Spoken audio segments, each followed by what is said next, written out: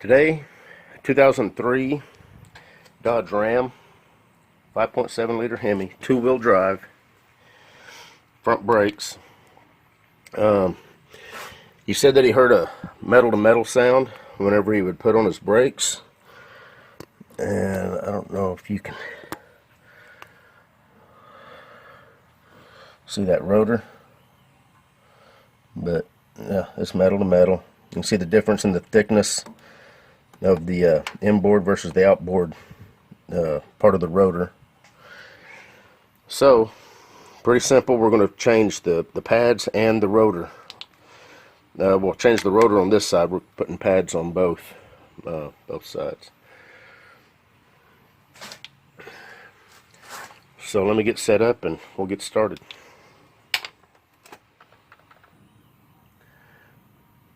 Okay, hopefully that's a good shot for you. I'm not 100% sure if you'll be able to see everything. Of course, the first thing I like to do, I just use a screwdriver when I can to compress the piston back.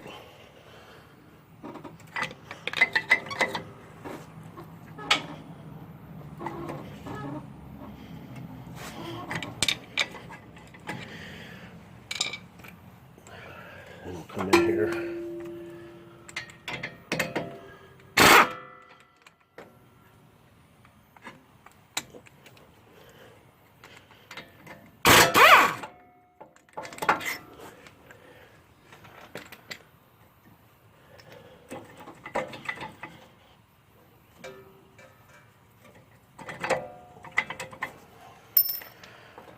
Guess I got that one out of the way.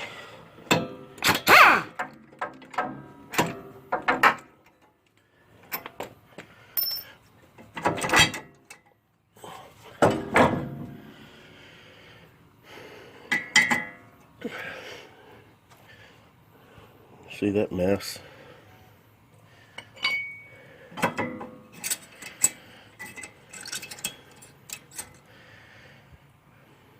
This one looks okay.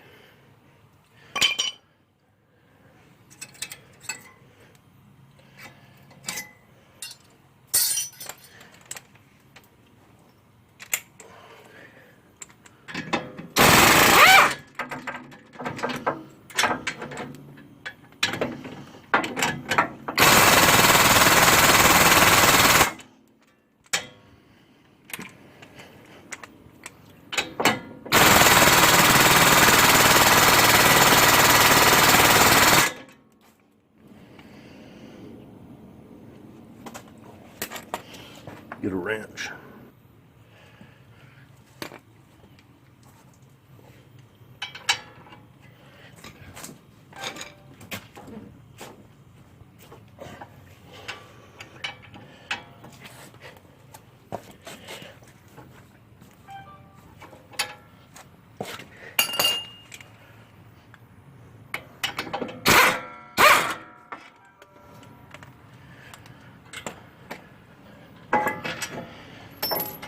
There's that brake caliper bracket and then the rotor.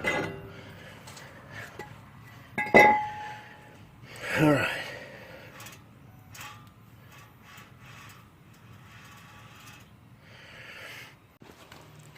Just kind of wanting to show this rotor. This is the reason we changed the rotor. Hopefully you can see that. But it's in pretty bad shape. Grooved. And it's almost half the thickness as it should be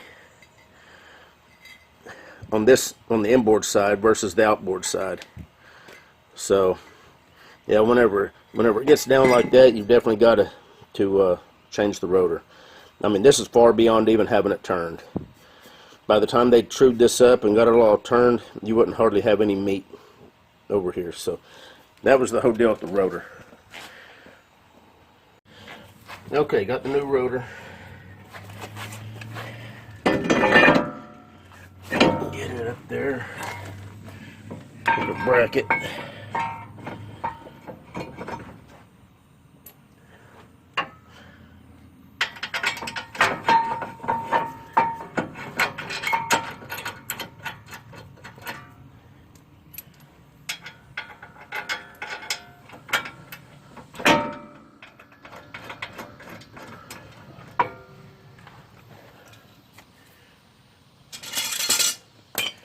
Take our little nano.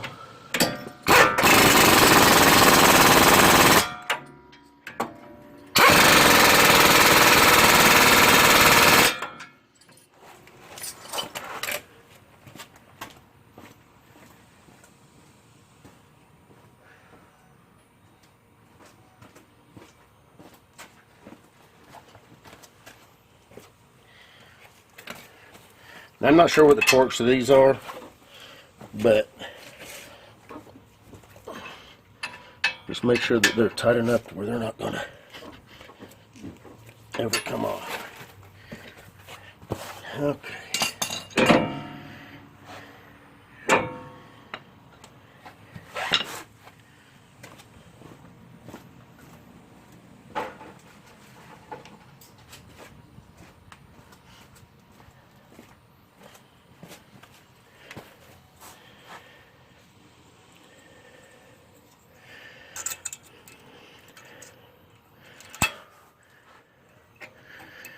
Put our new hardware on.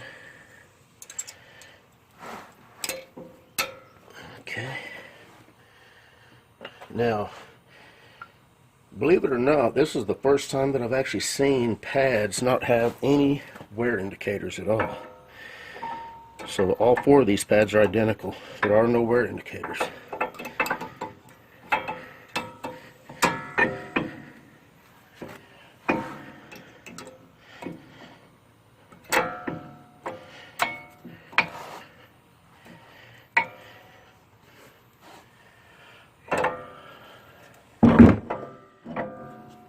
And I've got to finish pushing the pistons all the way back in. I'll show you a trick that I use.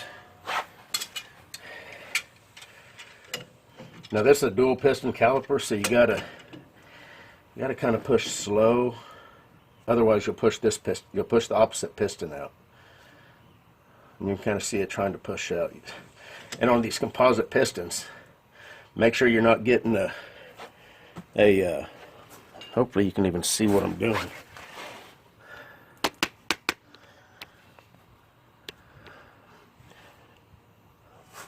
I'm not sure if you can see that or not.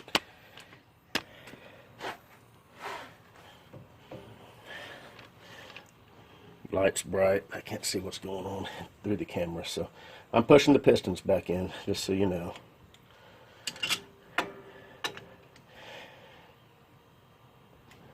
Just going slow and steady.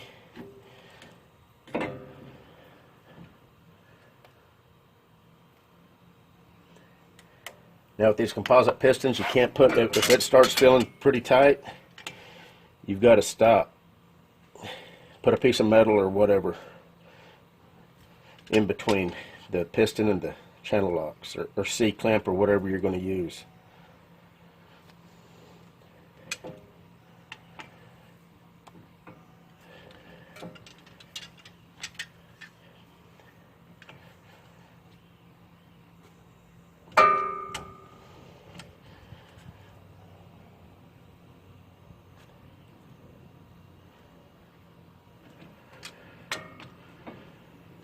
All right.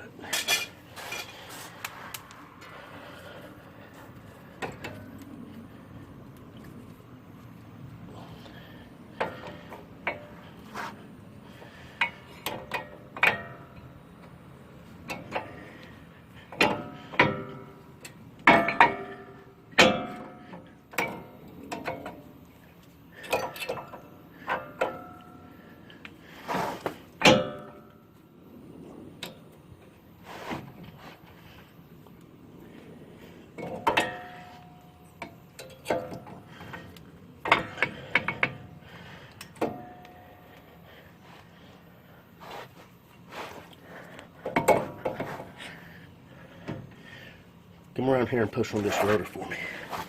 Hold it up, just hold it straight up against there. Just, yeah, push it right up in there.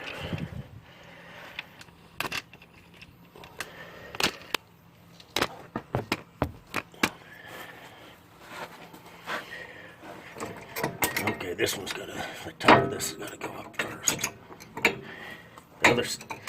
The other side, The other side, the bottom had to go in first. On this one, the top has to go in first. So keep that in mind. Okay, that's good.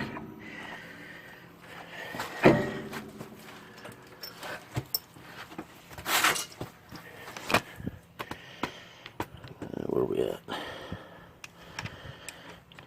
From the glare from the sun, I cannot see this camera at all. So I hope I've got you where you need to be.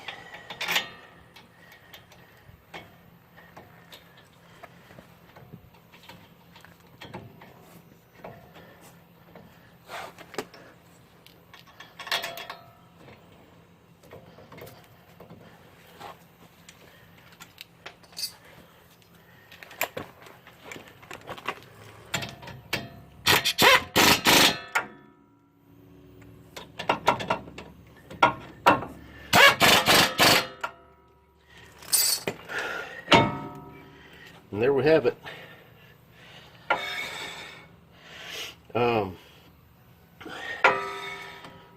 Wipe this rotor down, put it back together, and front brake job done, and a rotor replacement. Just remember on this one, on the other side, the bottom, on the driver's side, the bottom had to go in and the top slid in. On this side, it's just the opposite. The top has to slide up underneath everything first, and then the bottom pushes in. Other than that, we're done. I'm going to put the wheels on and call it done. Take care.